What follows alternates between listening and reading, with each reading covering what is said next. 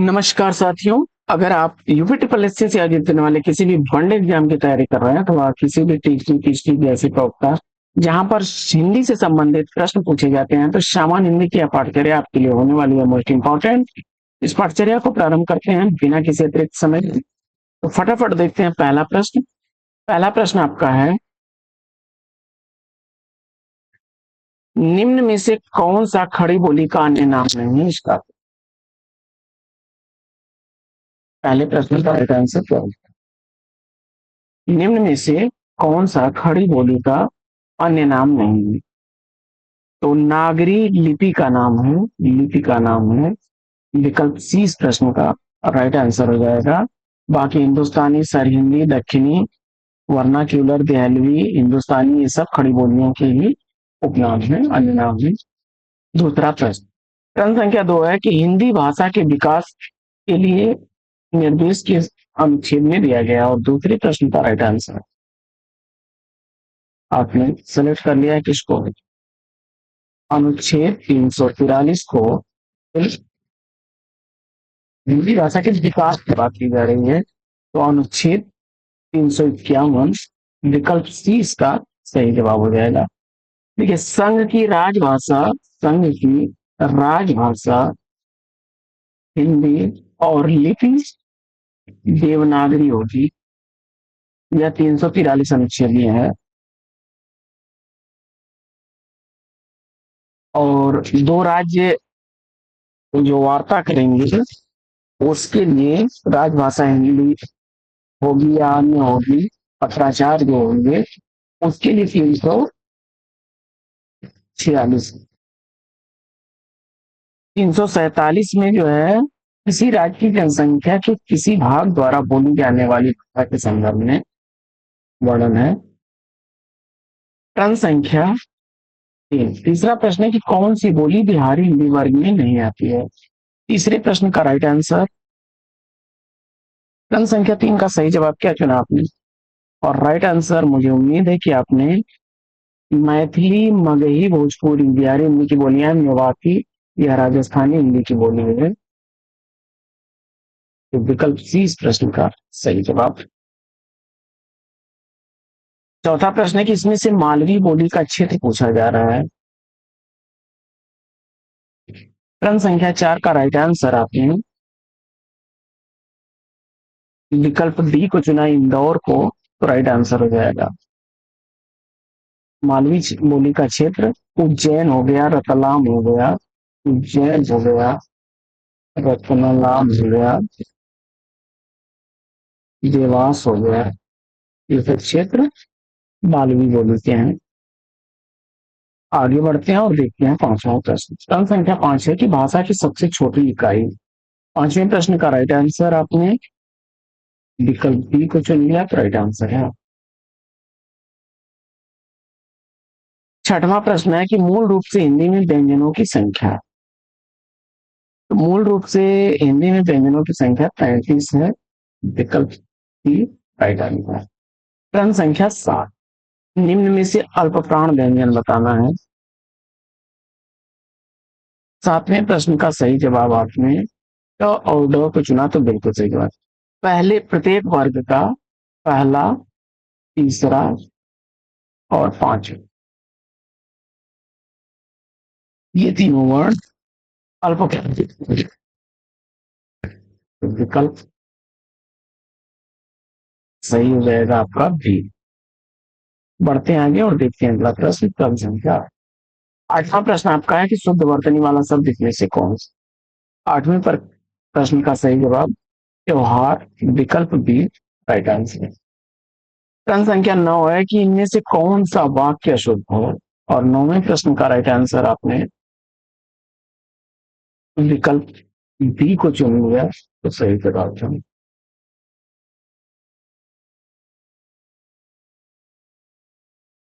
प्रश्न संख्या 10। 10वां प्रश्न है कि महेंद्र में शनि पूछा जा रहा है। तो महाधनिंद्र, महाधनिंद्र आ और ई मिलकर के ये बन रही हैं। विकल्प इसमें कौन सा बनेगा? गुण संधि का उदाहरण है, ई विकल्प। प्रश्न संख्या 11, 11वां प्रश्न है कि यदि विसर्ग के बाद स्वर और व्यंजन का मेल हो तो इसे क्या कहते हैं? 11वें प्रश्न का सही जवाब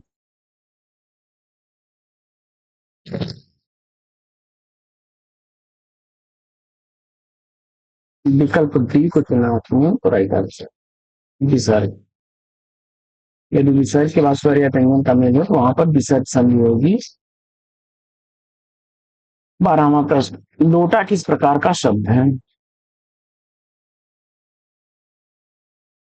लोटा देशज शब्द है, विकल्प भी सही जवाब। जूता हो गया, कटोरा, लोटा, पगड़ी, ठेठ, खुमरी, फुनगी,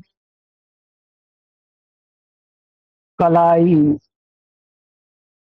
खिचड़ी, ये सब क्या है? देशज शब्द है। डिबिया हो गया। 13वां प्रश्न है कि अमृत अनेकार्थी शब्द नहीं है। अमृत का अनेकार्थी शब्द कौन सा नहीं है?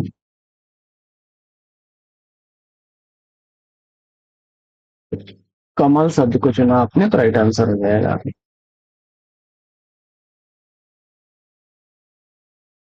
स्वर्ण, जल, पारा, दूध, अन्न, ये सब हो जाएंगे। विकल्प सी इसका राइट आंसर हो जाएगा। कमल का अनेकार्थी बनता है जलज।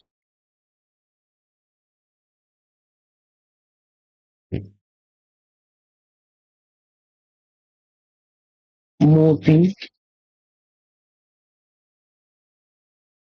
शंख, मछली, चंद्रमा। बढ़ते हैं आगे और देखते हैं 14वां प्रश्न। प्रत्यय के कितने भेद हैं? तो कृत प्रत्यय, तद्धित प्रत्यय,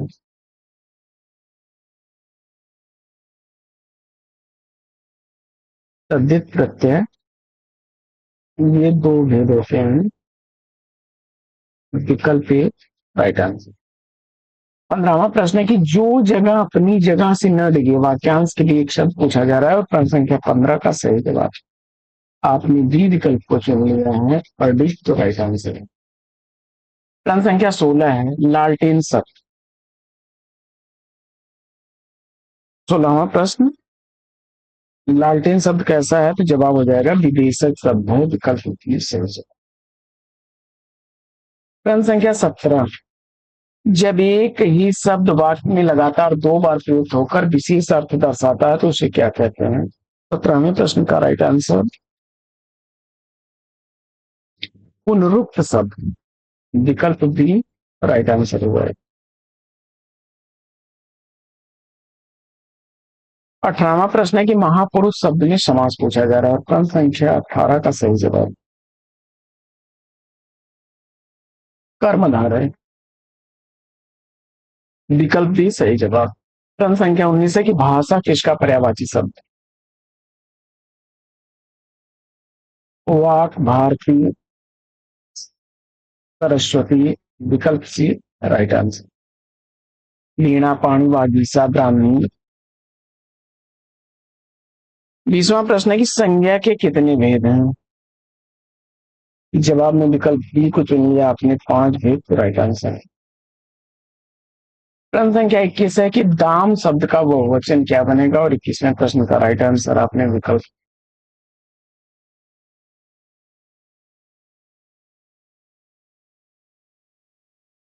तो याद रखिएगा, प्राण, दाम, दर्शन, आंसू, लोग, ओट, अच्छा, ये सब क्या है? हमेशा बहुवचन में प्रयुक्त होते हैं, तो विकल्प डी राइट आंसर। प्रश्न संख्या 22 है कि हिंदी में कार्प कितने भेद हैं? 22वें प्रश्न का सही जवाब तो कर्ता, कर्म, करण, संस्थान, अपादान, संबंध, चरण, संबोधन, आप विकल्प राइट आंसर। तेईसवां प्रश्न है कि जो शब्द संज्ञा या सर्वनाम की विशेषता बताते हैं उन्हें क्या कहते हैं। और तेईसवें प्रश्न का राइट आंसर आपने चुना विशेषण को राइट। आगे बढ़ते हैं और देखते हैं अगला प्रश्न संख्या 24 है कि उसका लास्ट है वाक्य में कौन सी क्रिया है। 24वें प्रश्न का राइट आंसर आपने विकल्प ई को चुन लिया,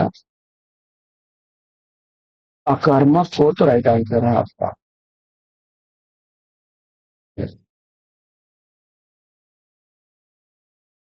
25वां प्रश्न है कि भूतकाल के कितने भेद हैं। 25वें प्रश्न का सही जवाब चेंज करिए। भूतकाल के 6 भेद होते हैं। भूतकाल के 6 भेद होते हैं। विकल्प डी इसका सही जवाब है। सामान्य भूत, सामान्य भूतकाल, आसन्न भूतकाल,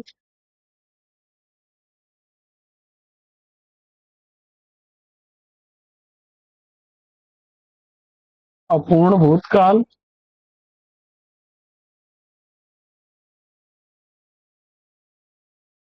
पूर्ण भूतकाल,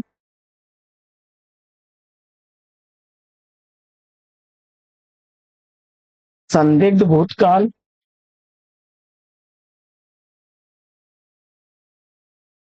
और हेतु हेतु मद भूतकाल।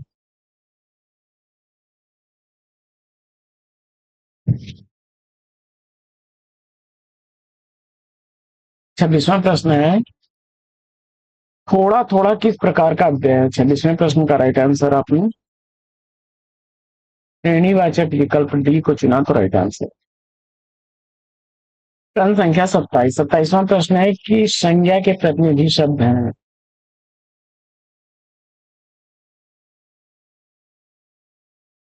27वां प्रश्न संज्ञा का जो प्रतिनिधि शब्द होता है, जो संज्ञा के बदले इस्तेमाल हो, सर्वनाम है। विकल्प डी।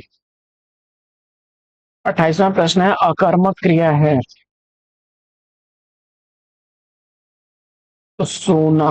विकल्प सी राइट आंसर है। 29वां प्रश्न है कि वाक्य में जिसके विषय में कुछ कहा गया वह क्या कहलाता है। और 29वें प्रश्न का सही जवाब आपने विकल्प यू को चुना, उद्देश्य।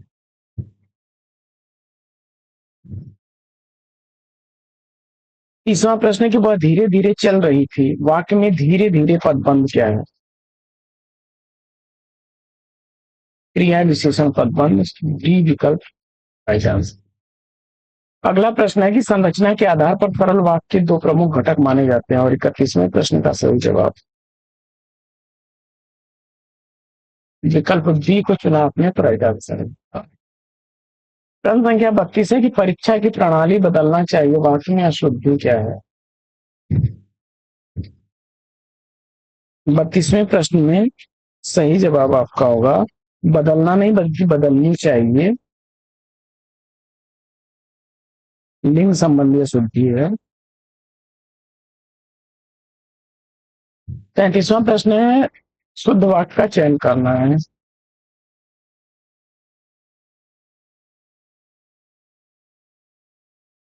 पानी पीकर जात पूछना निरर्थक है। विकल्प की राइट आंसर।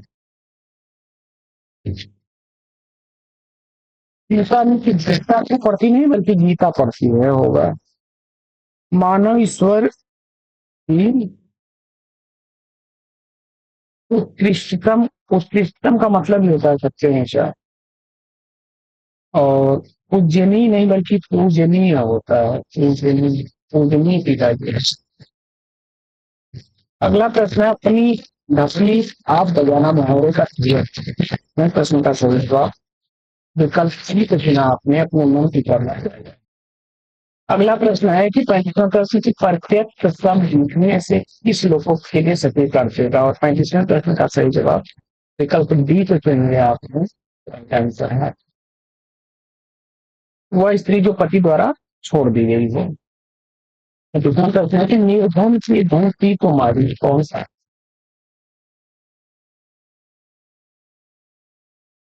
विकल्प ए को चुना आपने, चुम्मा अलंकार, राइट आंसर है।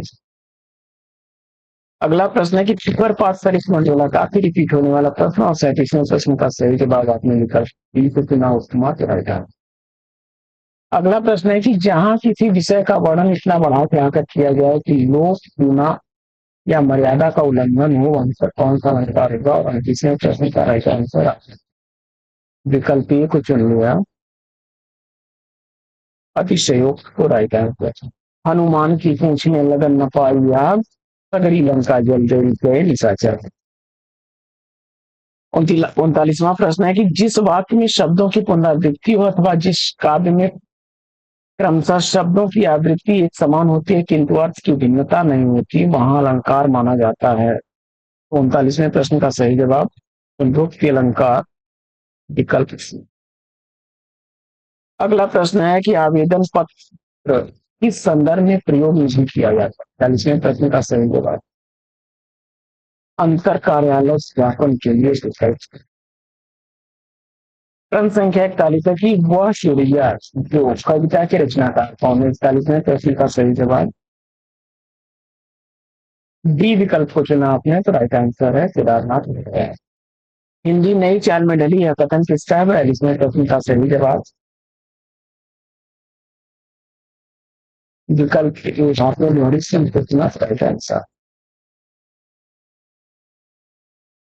अगला प्रश्न है कि जब तुम मेरे साथ रहती हो तो अक्सर मिलकर बहुत सी बातें पूछा करती है वाक्य इसके लिए संबोधित किया है।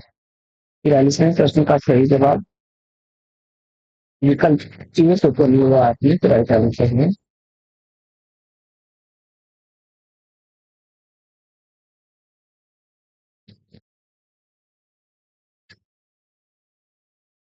संसार पुस्तक है पाठ के अनुसार यह प्रश्न है। अगला प्रश्न है कि नौ आखिरी पद यात्रा के संबंध में गांधी जी ने शिविर में कितने आदमियों को रहने की अनुमति दी। 44वें प्रश्न का सही जवाब तो अगला प्रश्न है कि दादी माँ शीर्षक कहानी के रचनाकार कौन है। 45वें प्रश्न का सही जवाब विकल्प बी को चुना आपने सितारे ही तो राइट आंसर। अगला प्रश्न है कि मिठाई वाला शीर्षक कहानी के द्वारा रचित है। 46वें प्रश्न सही जवाब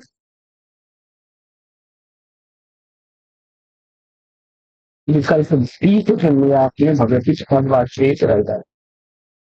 और अगला प्रश्न संख्या 47 है कि श्याम किसान शीर्षक कविता के रचनाकार कौन है। प्रश्न संख्या 47 का सही जवाब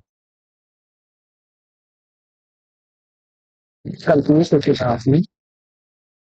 राइट आंसर है सर्वेश्वर दयाल। अगला प्रश्न है कि संख्या कहानी मलयालम के रचनाकार कौन है। संख्या 48 का सही जवाब है राइट। आगे वीर कुंवर सिंह की चुरा की रचना है। स्तंभ संख्या 49 का सही जवाब जीवनी विवाह विकल्प ए को चुना तो रहता है। 50वां प्रश्न है कि महाराजा दशरथ किस देवता के आशीर्वाद से चारों पुत्रों की प्राप्ति हुई थी। स्तंभ संख्या 50 का सही जवाब विकल्प सी पे चुन लिया आपने सूर्य देवता है।